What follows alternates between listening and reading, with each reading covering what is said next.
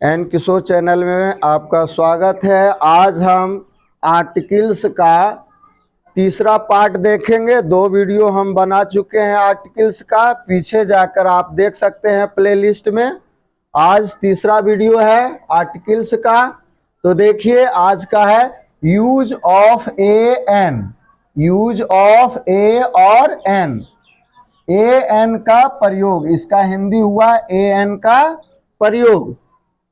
तो A N, सबसे पहले ए एन को क्या बोलते हैं? तो ए एन को इंडिफिनिट आर्टिकल्स बोलते हैं, इंडिफिनिट आर्टिकल्स कहते हैं। इंडिफिनिट का हिंदी अनिश्चित होता है, इंडिफिनिट का हिंदी अनिश्चित होता है।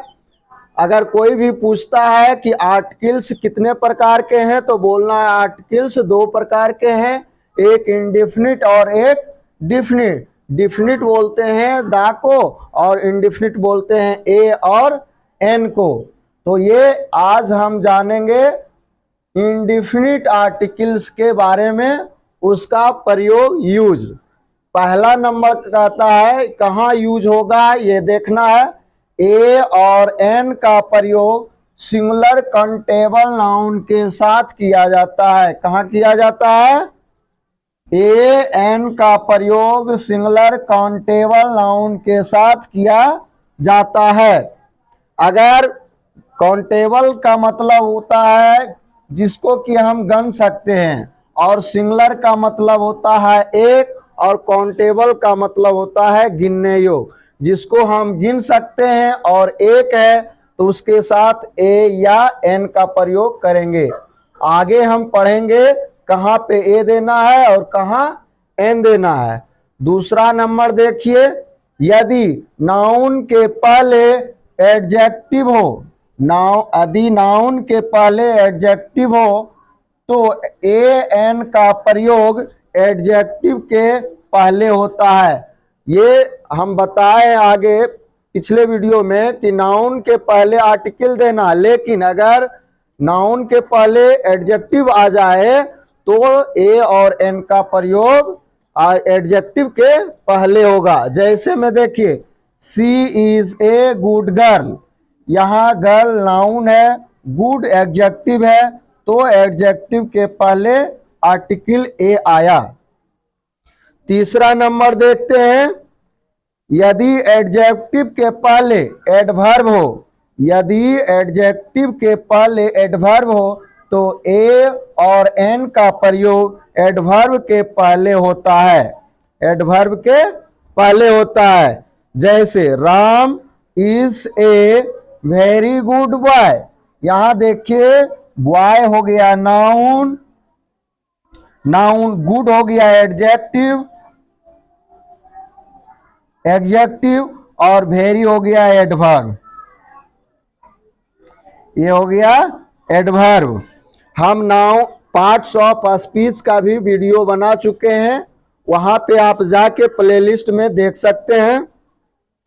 तो बॉय हुआ नाउन, गुड हुआ एडजेक्टिव, वर्ब हुआ एडवर्ब। इसका adjective, adverb, noun, pronoun, preposition का जो वीडियो है हम बना चुके हैं, इसका परिभाषा एग्जाम्पल दे चुके हैं, वहां से आप समझ सकते हैं।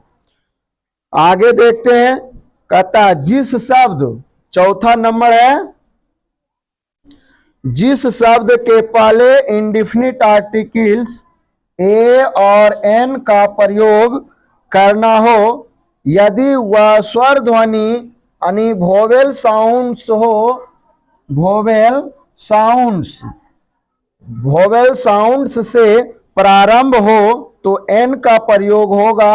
यदि वह सब व्यंजन ध्वनि यानी कॉन्सोनेंट साउंड से प्रारंभ हो तो ए का प्रयोग होगा। यानी अगर हम उस शब्द का उच्चारण करते हैं और उसका प्रारंभ का जो लेटर है उसका ध्वनि वोवेल साउंड होता है, तो उसके साथ उसके पहले ए एन का प्रयोग करेंगे। अगर उस ध्वनि का उच्चारण, पहला ध्वनि का उच्चारण कॉन्सोनेंट हो तो हम ए का प्रयोग करेंगे। जैसे हम अगर बोलेंगे अमर, अमर, तो यहाँ आ गया पहला जो ध्वनि है वो अ आ गया। अगर इसके पहले हमें आर्टिकल्स का प्रयोग करना होगा तो एन का प्रयोग करेंगे। अगर मान लीजिए हमको करना होगा जैसे केला, केला के पहले हमें आर्टिकल्स का प्रयोग अगर करना हो तो यहां देखिए क आ गया, तो क के पहले क्या होगा, यहाँ ए हो गया, ये व्यंजन वर्ण में आता है, व्यंजन ध्वनि हो गया तो ए का प्रयोग होगा। तो आगे देखते हैं, समझ में तुम लोगों को आ रहा होगा। चलो आ जाओ रे लक्की। हाँ लक्की, समझ में आया? नहीं सर, क्यों नहीं आया समझ में? क्योंकि पहले हम जहाँ जाते थे पढ़ने वहाँ पर इंग्लिश नहीं पढ़ाया जाता, और की बोलता था इंग्लिश काम नहीं आएगा, 10वां तक में इंग्लिश नहीं काम आएगा, ये बोलता था। जरूरी है या नहीं है? जी सर, जरूर जान रहा है, तुम लोग भी अगर कोई बोले कि इंग्लिश, कोई भी टीचर अगर बोलता है कि इंग्लिश का जरूरत नहीं है तो उसके यहाँ जाना बेकार है, इसलिए कि इंग्लिश के बिना डॉक्टरी लाइन बेकार है, नहीं जा पाएगा, क्योंकि इंग्लिश का ही वर्ड बायोलॉजी में होता है, कंप्यूटर सही से नहीं पढ़ पाएगा, इसलिए उसमें केवल कंप्यूटर ही है। और कुछ ऐसा कंपटीशन है जहां की इंग्लिश में ही आपका क्वेश्चन आएगा, उसी में लिखना, हिंदी नहीं रहेगा। इसलिए अगर 10वां तक 10 क्लास तक इंग्लिश नहीं पढ़ते हो तो समझो आधा जिंदगी बेकार है। ठीक है, तो कुछ तो समझ में आया ना? जी सर। कुछ आया? ठीक है, इधर हंसने आया, समझ में आया? चलो इधर आओ, तो चलो जल्दी आओ, बंद कर दीजिए। हाँ समझ में आ गया? हाँ सर, आ गया। तुमको आता है? हाँ सर। अच्छा ठीक है, तो हम इधर बढ़िया समझ में आ गया। हाँ सर। तो ठीक है, अच्छा बताओ यहाँ पे ए का प्रयोग क्यों हुआ है? ये व्यंजन ध्वनि है, इसीलिए ए का प्रयोग हुआ। अच्छा अच्छा, यहाँ पे ए क्यों यूज हुआ? क्योंकि यहाँ पे व्यंजन ध्वनि है, इसीलिए ए का प्रयोग हुआ। अच्छा ठीक है, अच्छा ठीक है, तो तुम बताओ यहाँ पे, यहाँ पे, यहाँ देखो ये एम तो कॉन्सोनेंट है, फिर भी हम एन का प्रयोग क्यों किए हैं? क्योंकि सर स्वर ध्वनि है, हिंदी में इसको स्वर ध्वनि से लिखा जाता है, इसीलिए एन का प्रयोग हुआ। हाँ गुड, समझ में यानी आ गया। चलो, यानी देख लिया, इसमें कुछ है? भारी लगता है इंग्लिश? नहीं लगता है, लेकिन तुमको कैसा लग रहा है? भारी। धुंधला लग रहा है ना? नहीं पढ़ा तो धुंधला लग रहा है ना, इसलिए इंग्लिश बहुत जरूरी है। चलो आगे देखो, आगे समझाते हैं। देखिए वोवेल साउंड्स, यानी वोवेल साउंड कौन कौन है ये देखो। वोवेल साउंड किसको बोलेंगे? कभी देखिए इंग्लिश में जो वोवेल होता है, इंग्लिश में वोवेल 5 है, ए ई आई ओ और यू है, ए ई आई यू है। लेकिन कभी कभी इसका जब वर्ड में यूज होता है पहले में आगे में किसी भी सेंटेंस के आगे, जैसे देखिए यहाँ पे हम एक यूज किए हैं यूनिवर्सिटी, यू देखिए वोवेल है, फिर भी इसके आगे ए का प्रयोग हुआ है। क्यों हुआ?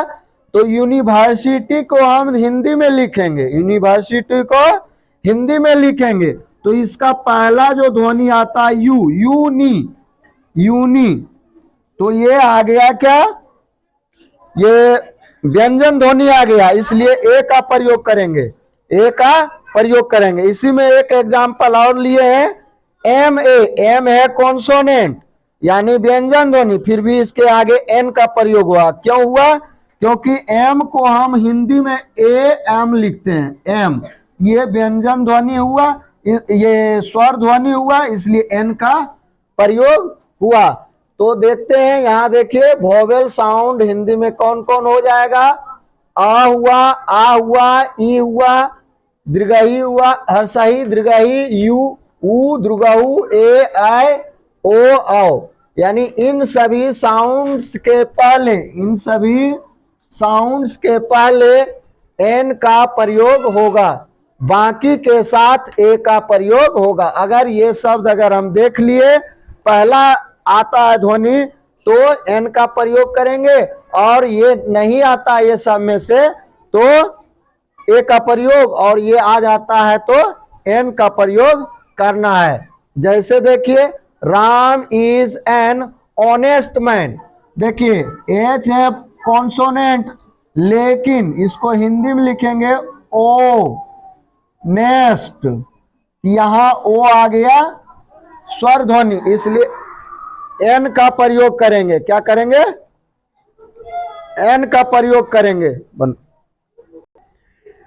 यहां आप देखिए दूसरा, जैसे में एग्जांपल में दिस इज एन अम्ब्रेला, यहां देखिए यू आ गया वोवेल साउंड, और इसको हिंदी में क्या लिखेंगे? अ से होगा अम्ब्रे, इस ढंग से। तो पहला हमको देखना है अ हुआ तो ये व्यंजन है, ये स्वर ध्वनि हुआ तो एन का प्रयोग होगा।